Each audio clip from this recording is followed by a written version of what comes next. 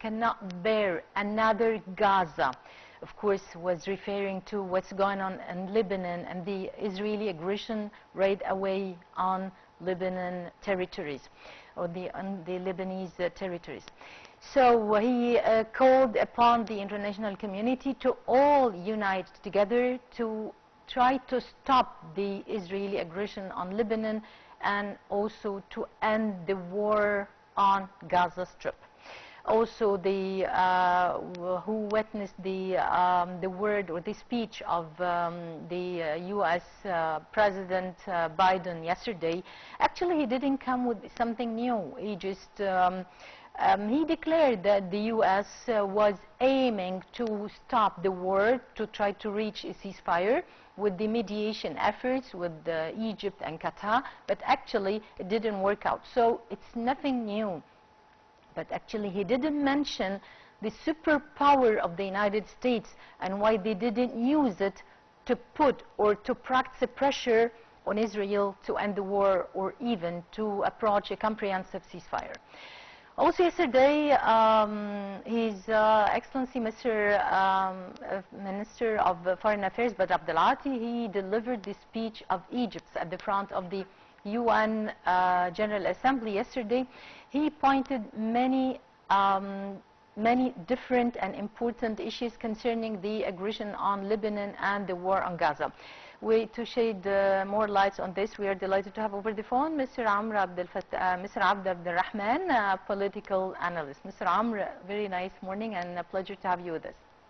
And good morning to you and the dear viewers.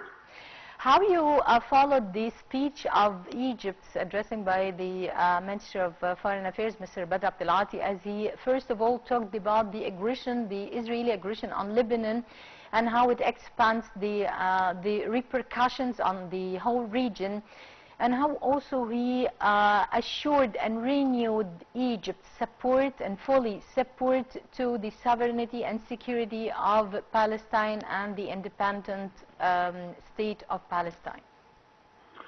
Represented the solid situation that Egypt has taken since the beginning of the aggression, the Zionist aggression against the Arabs in the occupied land and the lands under siege, which is right now Gaza Strip, representing the sound of reason in front of the whole world, as we are witnessing the aggression of the time. The time will never forget. The time will never forgive, and people will never forgive. And history will never also forgive and forget. Exactly. Yep. We will never forgive people. The nation all around the world right now is realizing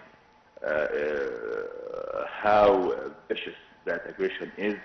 Even in the West, in the deep West, nations in the U.S. and in Europe, realizing that only the regimes in Europe is pressing and suppressing the public opinion, trying to manipulate the situation, the historical situation, the awareness, the awakeness of the conscience around the world. So Mr. Abdel has presented the strong situation and the solid situation that Egypt has taken since the beginning of the crisis, preserving our own rights, to protect our own rights in our land, whether in Sinai, the Egyptian Sinai, or we even talking about the Gaza Strip, the Palestinian land, to demand that Israel should right now withdraw from Gaza Strip. That is an additional part of the occupation that has lasted now more than 100 years. More than 100 years. Some people think that the aggression started only after October 7th. The aggression and the occupation And this is the last occupation on earth and in the history and in the time of humanity. Yep. This is the last 75 years. Exactly. We're talking about decades. So Egypt has represented that situation, and also I believe.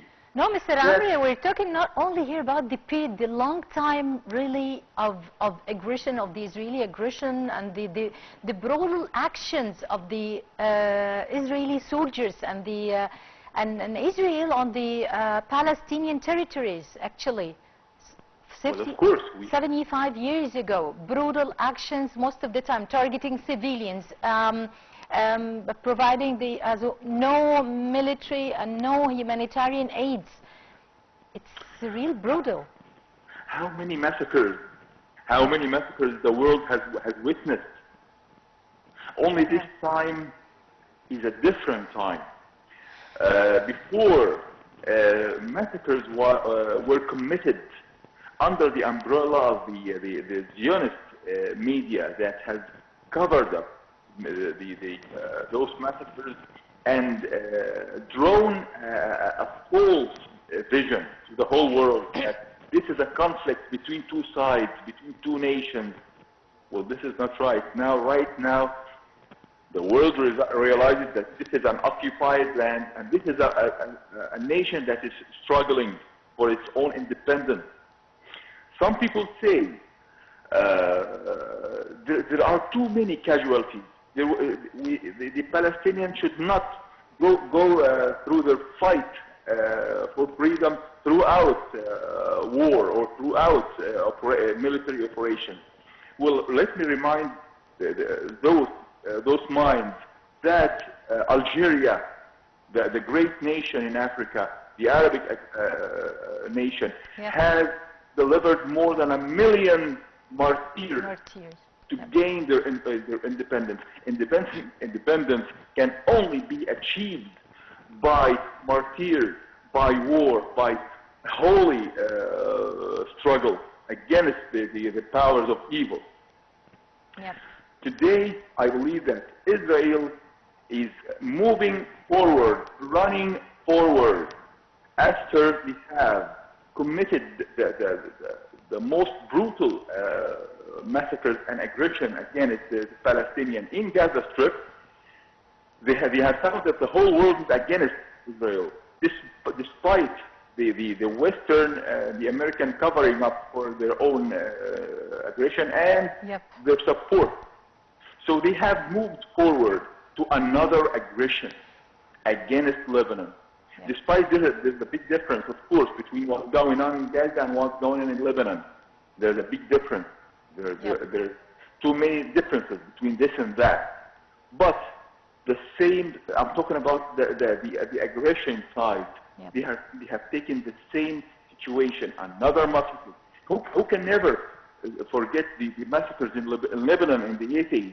In the 80s, we have witnessed Sabra and Shatila. How can we forget this? It was the same crime and the same criminals.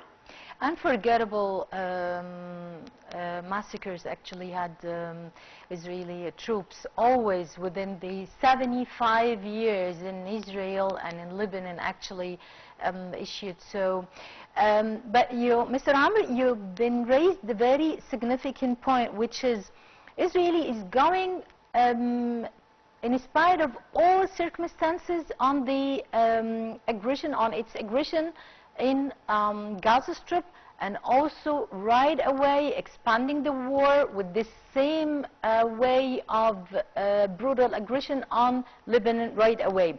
But within the word really, or the speech of the US President yesterday, Biden, I believe Israel got again the green light, and the protective umbrella is still over there to continue and to go ahead on their aggression on Lebanon and on Gaza.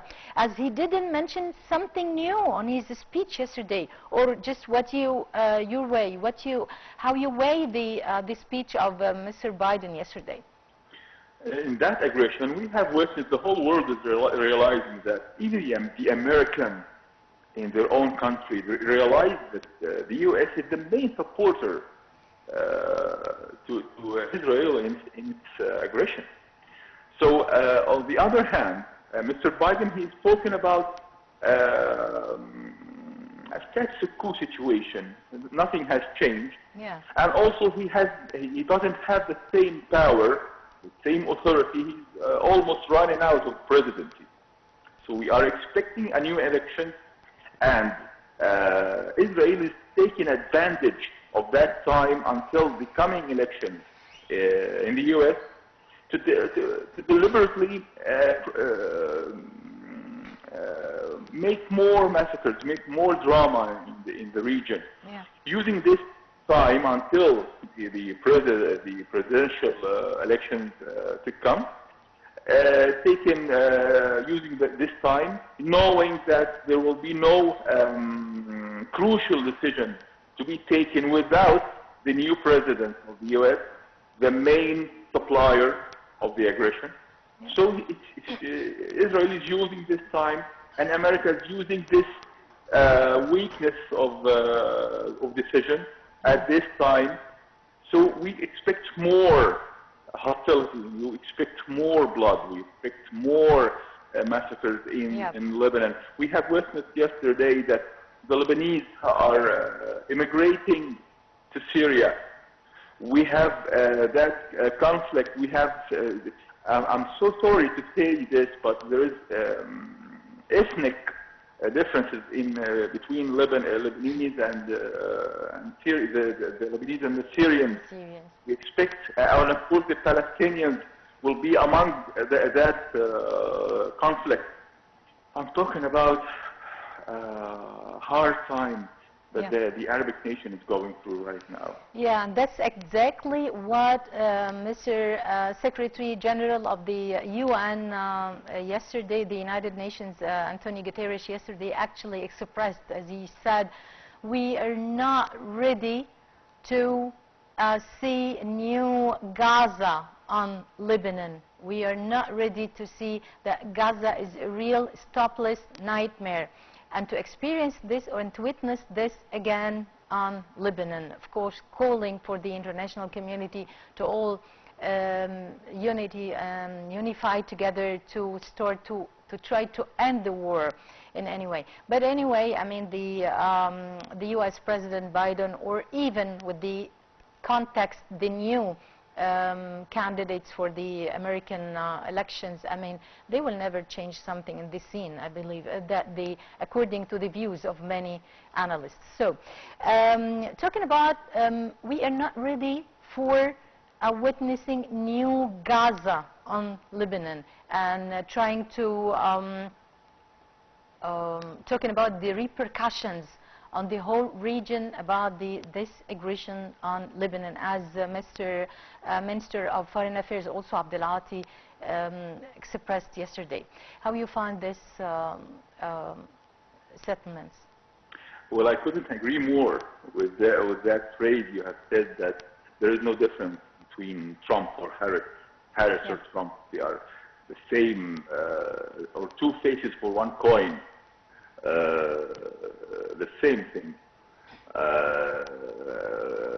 According to their situations, their even statements towards Israel, they're talking about as if they are worshipping Israel.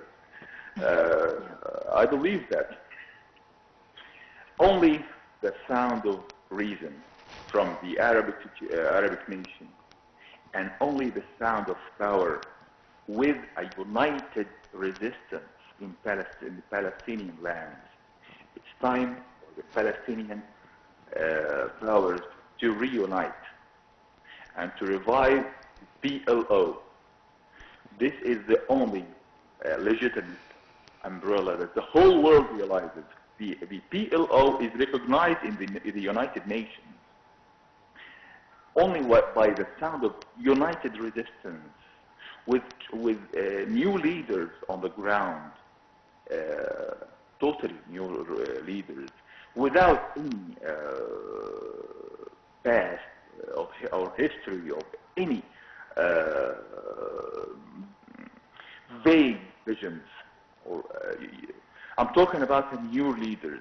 to lead the resistance Palestinian land.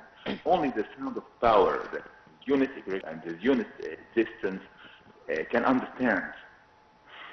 The unit existence, why it's keeping on moving from an assault to another assault, because they are not united.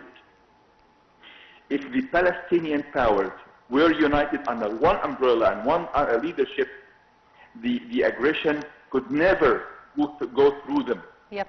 And could never give a chance. And let me be frank about this.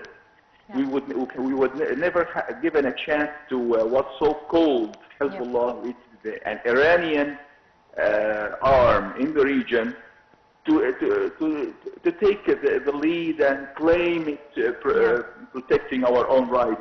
Only the Arabs can protect their own rights. Exactly, and all the Palestinian groups should always should actually unify together to stand together in front of the aggression and to stand for the independent state of Palestine. Mr. Amr, how you find also the statement of the part of the speech of Mr. Minister of Foreign Affairs concerning the River Nile, as he mentioned that it's a matter of existence and it comes to a national security, and we are not ready to give up for a drop of water, and this is our right, and comes really to a national security issue. This subject is too much connected to the subject of the unit aggression, because Israel is a main supporter to Ethiopia. I'm talking about the regime in Ethiopia. Yeah. The nations in Africa are all brothers in blood, in roots. I'm talking about the regime in Ethiopia, in Addis Ababa. I'm talking about another aggression against the Arabic and the African rights of the Egyptian, Arabic, and African rights in the Nile Basin. Not only Egypt, but also Sudan. And the steps taken by completing the Renaissance Dam in Ethiopia, deliberately trying to cut water, meaning cutting life from for millions. Yeah. We will never allow this to happen, despite the situation is too critical. Throughout the past 10 years, too many military bases were being cultivated in the African Horn, and most of them, I wouldn't say all of them, but I'm saying all of those military bases are against Egypt's rights. Yeah. All of those military bases, all of them. I'm talking about all of those military bases are protecting the Ethiopian crime against and the Ethiopian threat to our own national security and water national security. 2 days ago, we were talking about sending weapons and ammunition to Somalians. Yeah. Our brothers in Somalia, who are surrounded and under siege by all those military bases. And Egypt assured and renewed the fully support also of Sudan and Somalia as well. And actually, we are not ready under any circumstances to give up our right on our River Nile, because it's something of or issue of life and death and a national security issue. So, and I'm not calling it a Renaissance dam, it's the Ethiopian dam. For them, maybe it's a sort of Renaissance, but actually it's an Ethiopian dam. So, Mr. Amr Abdurrahman, the political analyst, thanks a lot for being with us, and have a nice day. Well, we still have more, ladies and gentlemen. Stay tuned to us. We're right back after this.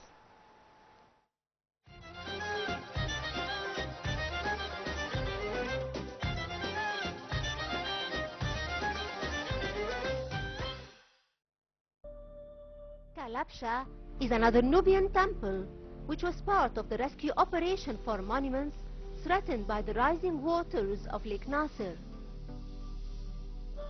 The temple was transported to the present site